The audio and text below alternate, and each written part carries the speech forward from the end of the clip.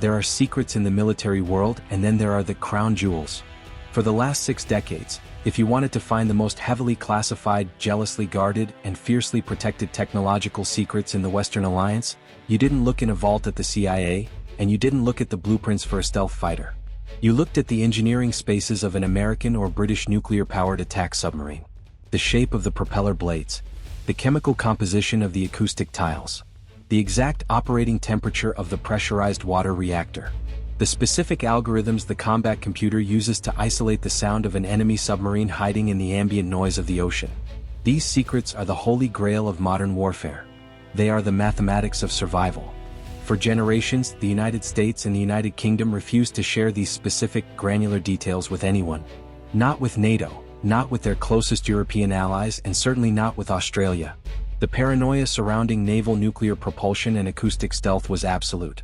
But in February 2026, the paranoia was officially overwritten by necessity. At HMAS Stirling in Western Australia, the dark, menacing hull of the HMS Anson broke the surface of Cockburn Sound. It is a 97-meter, 7,400-ton Astute-class nuclear attack submarine belonging to the British Royal Navy. It did not come to Australia just to show the flag. It came to be opened up. Right now, Australian engineers, Royal Australian Navy personnel, and sovereign shipyard workers are walking the decks of the HMS Anson. They are physically touching the hardware. They are running diagnostics on the stealth systems. They are being read into the most highly classified warfighting programs on Earth. The nuclear seal has been broken. The firewalls have been torn down. The United Kingdom and the United States have looked at the rapidly expanding threat of the Chinese Navy in the Pacific, and they have realized they can no longer afford to guard their secrets. They must share them. They have handed Australia the keys to the apex predator. Welcome to Doctrine of War. Today we are analyzing the most significant transfer of high-end military technology in modern history. Here is the thesis for this episode. The Anglosphere has stopped preparing for a coalition war and has started building a unified, interchangeable war machine. For years, critics of the AUKUS agreement claimed it was a distant dream, a political promise about submarines that wouldn't arrive until the 2040s. They argued that in the danger decade of the late 2020s, Australia would be left vulnerable and exposed. The arrival and maintenance of the HMS Anson in Western Australia proves those critics completely wrong. AUKUS is not a future concept. It is happening right now in the flesh and in the steel. We are going to break down this 7,400-ton apex predator, the terrifying, lethal capabilities of the Astute-class submarine that makes it the most feared object in the ocean. We are going to expose the crown jewels of stealth, the actual physics of how this submarine hides, and why teaching Australians to maintain it is Beijing's ultimate nightmare. And we are going to look at the plug-and-play nuclear base, how HMAS Stirling is being transformed into a lethal service station that allows US and UK submarines to dominate the South China Sea without ever having to go home. This is a story about ultimate trust.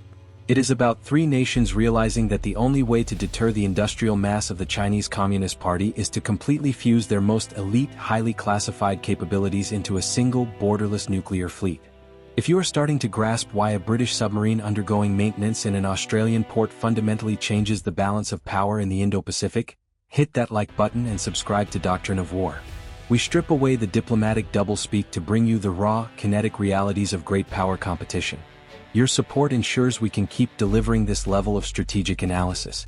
Now, let's look at why the United States and the United Kingdom guarded these secrets so fiercely in the first place, and why they finally decided to share them. The paranoia of the Cold War. To understand the sheer historic magnitude of Australian workers turning wrenches on the inside of the HMS Anson in 2026, you have to understand the legacy of Admiral Hyman G. Rickover. Admiral Rickover is the father of the United States nuclear navy. In the 1950s, he built an institution that was defined by a culture of absolute, uncompromising perfection and obsessive secrecy. The Naval Nuclear Propulsion Program, NNPP, operated almost as an independent sovereign entity within the US government. Rickover understood that a single nuclear accident on a submarine would destroy the political viability of the entire fleet. Therefore, the technology, the training, and the engineering standards were locked behind a wall of classification so thick that even US presidents had trouble looking over it. In 1958, the United States signed the Mutual Defense Agreement with the United Kingdom, sharing this nuclear propulsion technology to allow the Royal Navy to build its own nuclear fleet. And then they slammed the door shut. For the next 65 years the door remained locked. The The US and the UK operated as a two-member club. They shared intelligence, they shared acoustic data regarding Soviet submarines, and they jointly patrolled the deep ocean. But they absolutely refused to share the foundational engineering of their nuclear submarines with anyone else. Not the French. Not the Canadians. Not the Australians. The acoustic signatures, the unique mathematical fingerprint of noise that every submarine makes, were guarded even more closely than the nuclear reactors. If an adversary knows exactly what your submarine sounds like at 20 knots, and exactly what frequencies your pump jet propulsor emits, they can program their torpedoes to hunt you. Because of this, the internal workings of an American Virginia-class or a British Astute-class submarine were treated as sovereign sanctums. An Allied officer might be invited aboard for a tour of the control room, but they were absolutely forbidden from inspecting the machinery spaces, the reactor compartments, or the anechoic tile application processes. That was the unbreakable rule of the Cold War. But the Cold War is over. The strategic shock to Beijing. The rise of the People's Liberation Army Navy plan fundamentally broke the calculus of the Rickover era. Over the last 2 decades, China has executed the most massive rapid naval buildup in human history. They are churning out nuclear ballistic missile submarines, SSBNs, from the Bohai shipyard. They are launching advanced conventionally powered submarines equipped with air-independent propulsion, AIP. They have blanketed the South China Sea in a massive network of underwater sonar sensors, known as the Underwater Great Wall. The Pentagon and the Ministry of Defense in London looked at the mathematics of this expansion and realized a terrifying truth. The United States and the United Kingdom simply do not possess enough nuclear attack submarines to cover the entire globe and simultaneously lock down the Indo-Pacific. They needed mass. But you cannot build nuclear submarines quickly. The shipyards in Groton, Connecticut and Barrow-in-Furness, England, are maxed out, struggling with supply chain bottlenecks and workforce shortages. The only solution was to empower a trusted, highly capable ally to shoulder the burden. Australia was the only candidate. Australia has the geography, the economic weight, and the absolute political reliability required to host and eventually build these machines. But to make Australia a nuclear submarine power, the US and the UK had to do the unthinkable. They had to hand over the crown jewels. When the AUKUS agreement was signed, the initial reaction in Beijing was furious diplomatic posturing. But the deeper, institutional reaction within the Chinese military intelligence apparatus was profound shock. Beijing had always banked on the idea that the West was fundamentally divided by national self-interest. They believed that the US would never share its ultimate strategic advantage with a middle power. They believed the firewalls of classification were too rigid. The arrival of the HMS Anson in Western Australia proves that Beijing miscalculated the resolve of the Anglosphere. The threat is so immense that the US and UK are willing to sacrifice 60 years of institutional paranoia to build a unified, trilateral undersea wall. The Rolls-Royce Heart. Let us analyze the specific instrument of this deterrence. What exactly did the United Kingdom sail into Cockburn Sound? When the US director of the Naval Nuclear Propulsion Program inspected the British Astute program, he famously and accurately described the vessel as an apex predator of the ocean. It is not a defensive patrol boat. It is a 97-meter-long, 7,400-ton hunter-killer, designed explicitly to dominate the most lethal battle spaces on Earth. At the absolute core of the HMS Anson's capability is the Rolls-Royce PWR-2, pressurized water reactor. In the realm of naval warfare, propulsion is destiny. A conventional diesel-electric submarine, like the excellent but limited Collins-class currently operated by Australia, is fundamentally tethered to the surface of the ocean. It relies on massive lead-acid batteries for submerged quiet operations. When those batteries deplete, the submarine must rise to periscope depth, raise a snorkel mast and run its loud air-breathing diesel engines to recharge. This process, known as snorting, exposes the submarine to enemy radar, infrared sensors and maritime patrol aircraft. Furthermore, a conventional submarine cannot run fast for long. If a Collins-class sprints at 20 knots to intercept a target or evade a torpedo, its batteries will be dead in a matter of hours, leaving it helpless. The PWR-2 nuclear reactor inside the Anson vaporizes all of these limitations. The HMS Anson possesses infinite range and infinite endurance. It never needs to be refueled during its entire 25-year lifespan. The reactor provides limitless power to the submarine systems, allowing it to generate its own oxygen from seawater and purify its own drinking water. The only limitation on its deployment is the amount of food stored in the freezers for its 98-person crew, and the psychological endurance of the human mind. Crucially, the reactor allows the Anson to sprint at speeds exceeding 30 knots while completely submerged continuously for weeks at a time. It can launch from Western Australia, sprint silently through the deep trenches of the Indian Ocean, and arrive on station in the South China Sea in a matter of days, completely undetected. It can dictate the time and place of the engagement, the arsenal of the deep. An apex predator is defined by its ability to kill, and the HMS Anson brings a catastrophic level of violence to the battle space.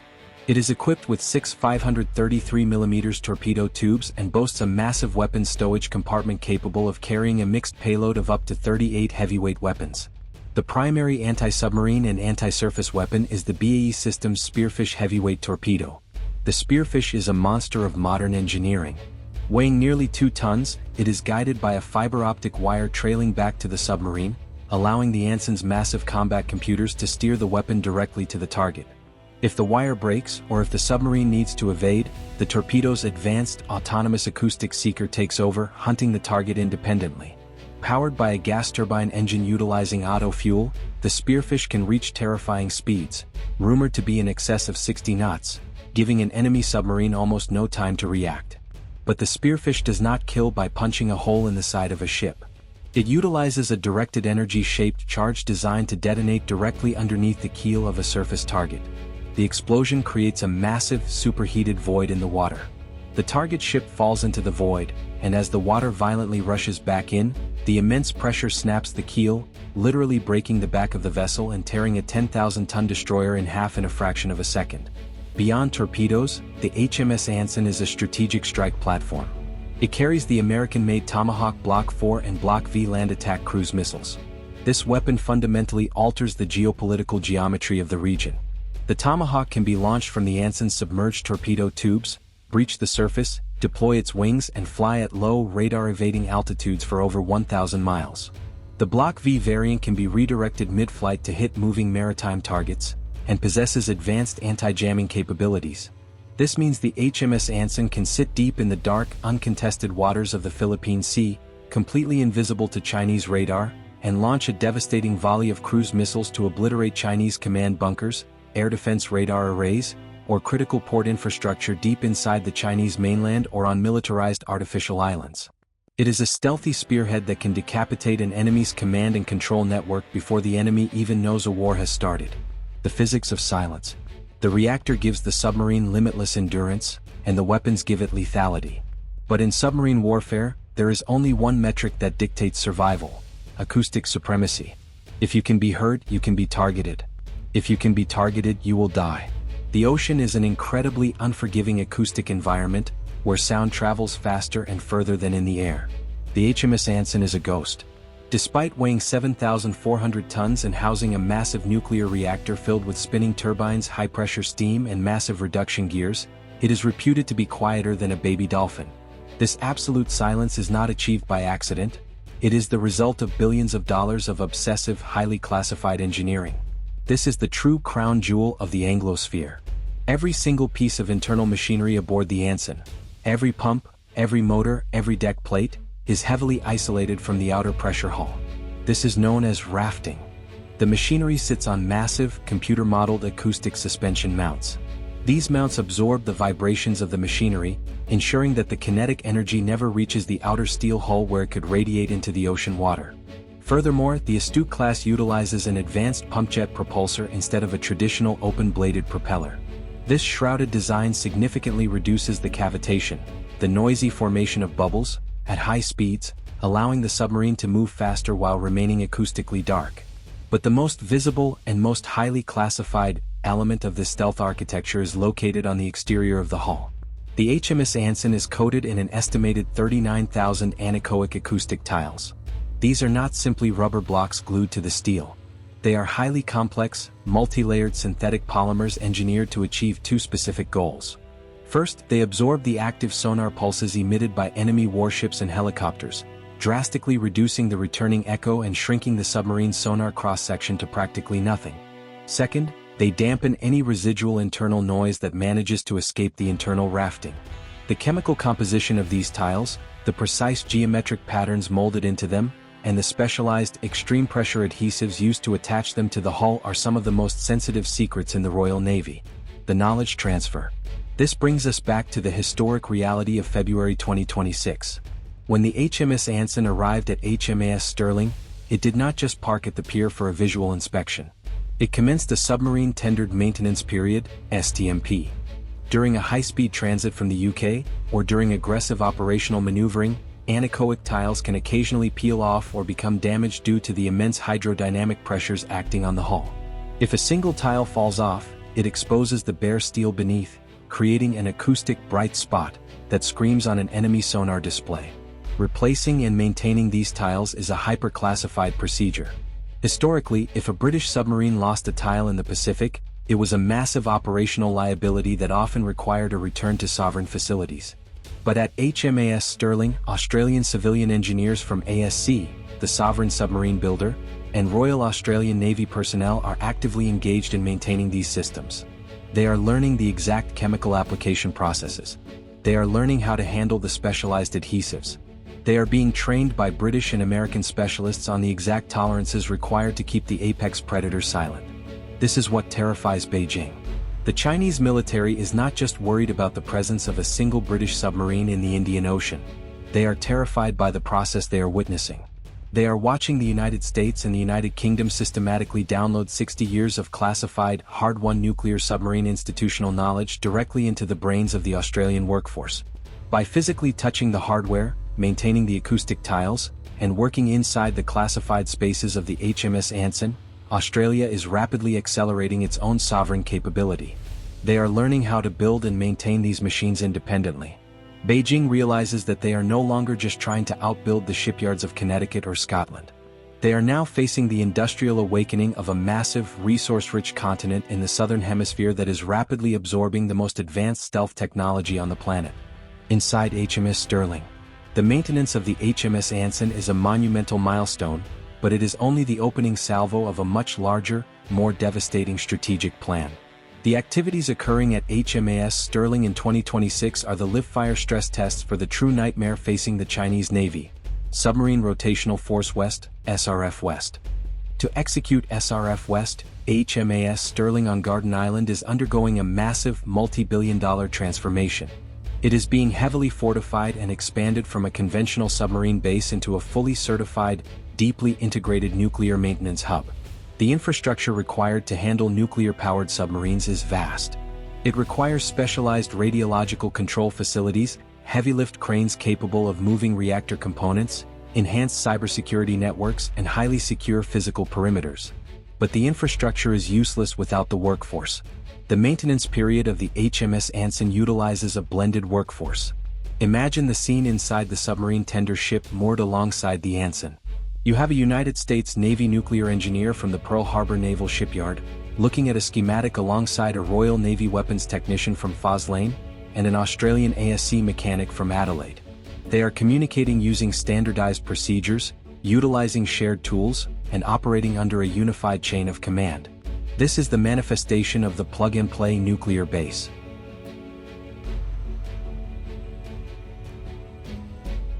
The Anglosphere has recognized that in a high-intensity war, national pride and sovereign silos are fatal weaknesses.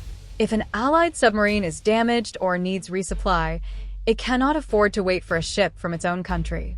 It must be able to pull into any Allied port and receive immediate, expert service. By utilizing HMAS Stirling as the crucible for this integration, the AUKUS nations are proving that they have solved the interoperability problem. An American Virginia-class or a British Astute-class can pull into Western Australia, and the Australian workforce, certified by the highest authorities in Washington and London, can immediately commence classified repairs. The vanguard of SRF West. The success of the HMS Anson's deployment paves the way for the official commencement of SRF West, scheduled for as early as 2027. Under SRF West, the presence of Allied nuclear submarines in Australia will cease to be episodic and will become continuous. Up to 4 U.S. Navy Virginia-class submarines and 1 UK Royal Navy Astute-class submarine will be rotationally deployed out of HMAS Stirling. This creates an unbreakable, terrifying patrol loop. Let us look at the strategic geography. For a British submarine based in Scotland, a patrol to the South China Sea requires a massive, multi-week transit across the Atlantic, through the Mediterranean, down the Suez Canal, across the Indian Ocean, and finally into the theater. The transit alone burns months of operational life and crew endurance. For an American submarine based in Groton, or even Pearl Harbor, the transit times are equally grueling. HMS Stirling completely bypasses this geographic tyranny.